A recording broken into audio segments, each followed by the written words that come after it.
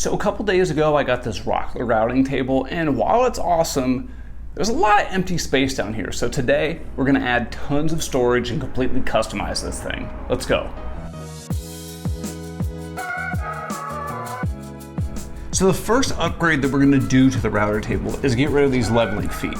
And what we're gonna do is we're gonna add some simple casters right down to the bottom. That way this thing can roll super easily because it is heavy.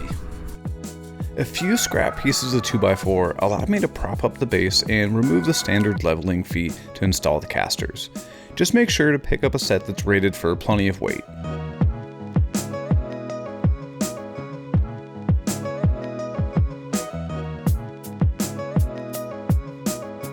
Just look how much easier it is to move the table now. Now to start getting all of the storage made, I first broke down some plywood using the track saw and table saw, but a circular saw would work great here too.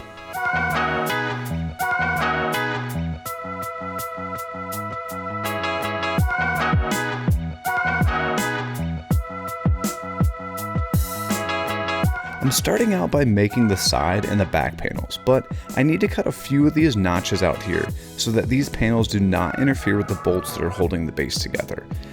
I'll show you what I mean in just a little bit.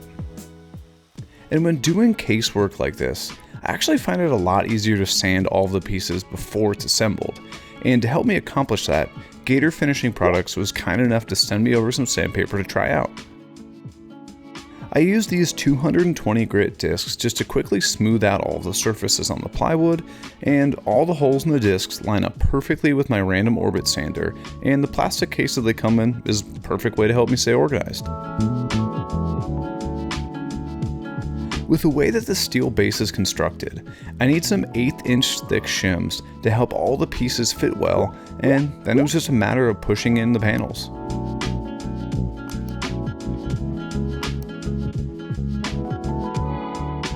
And here you can see why I had to notch out the tops of each panel. The sides are really similar to the back, since they'll have another notch cut out of the top. However, they have an additional top piece that will be attached using pocket holes.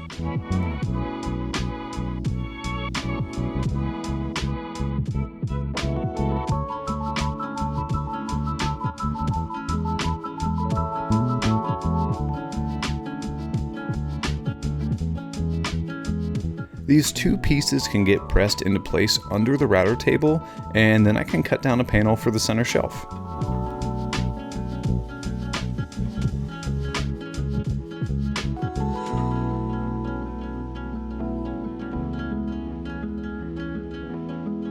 This center shelf has a really small notch cut out of the front so that it can fit perfectly flush with the metal frame. I attached it to the sides and back of the cabinet using some pocket hole screws and a few scrap pieces to make sure the center shelf was the exact height specified in the full plans that I made for this video. And if you're interested in picking up those plans, they're available on our website or down at the link below.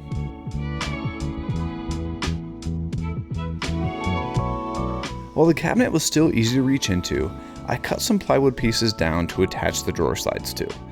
Now, since the plywood is actually about 1/32 of an inch less than 3/4 inch thick, the drawer slide couldn't clear the metal frame, so I had to add another thin piece to get the proper spacing.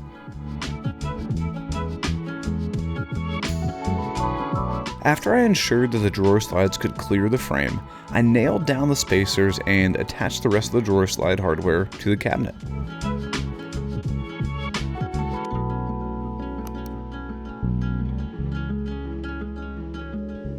The next pieces that needed to be cut were the side panels that will surround the router.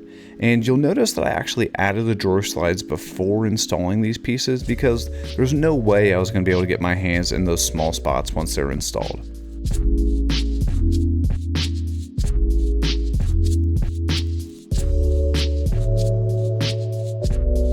At this point, I started cutting pieces for the drawers themselves. I made sure to cut these pieces oversized and then slowly trim them down until the fit was perfect between each slide. While I make the drawers for the router bits, I want to give a big thanks to John Gorniak and the rest of our Patreon supporters for supporting the show. It's both comforting and humbling to know that there are people out in the world willing to support our dream of taking this channel full time. There's really not enough that I could say to express how great it feels to be supported by a complete stranger, so I'll just say thank you. Seriously, thank you for giving us hope that this might become a real thing someday. And if you'd like to support the show and pick up some sweet rewards, check out that link in the description and see if it fits your life. No pressure though, we're just glad that you're here, and let's get back to the build.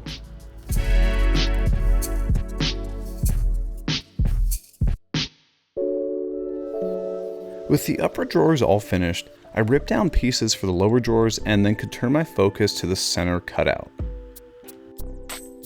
This is going to be a window where I can reach under the table to adjust the router, so I started by tacking down some support strips to build out a frame. A scrap piece of plywood will sit inside the frame and can be easily removed so I have access to the router underneath.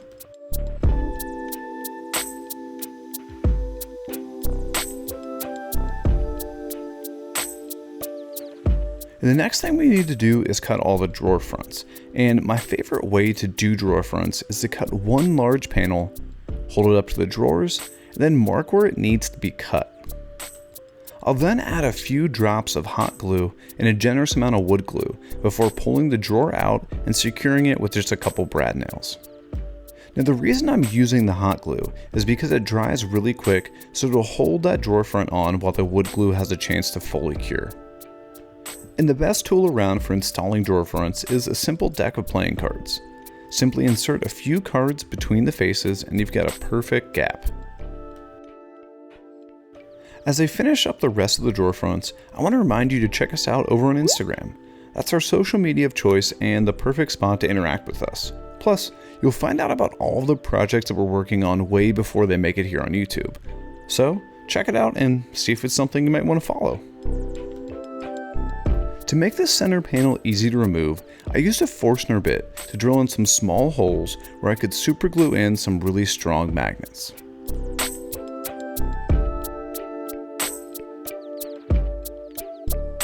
And then over on the frame, I could drive in some screws so that the magnets could latch onto them.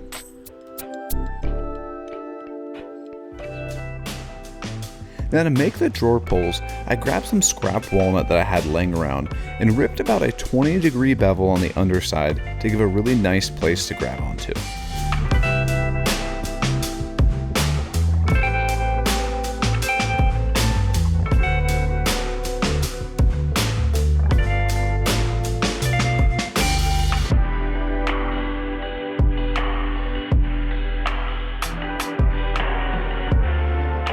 A few screws into the backside of each pole will keep it super secure, and then a few coats of polyurethane will keep the wood protected for years to come. The very last upgrade I added was this large stop-start button. This provides a really easy way to turn the router on, and the large button to safely turn the router off in case of emergency.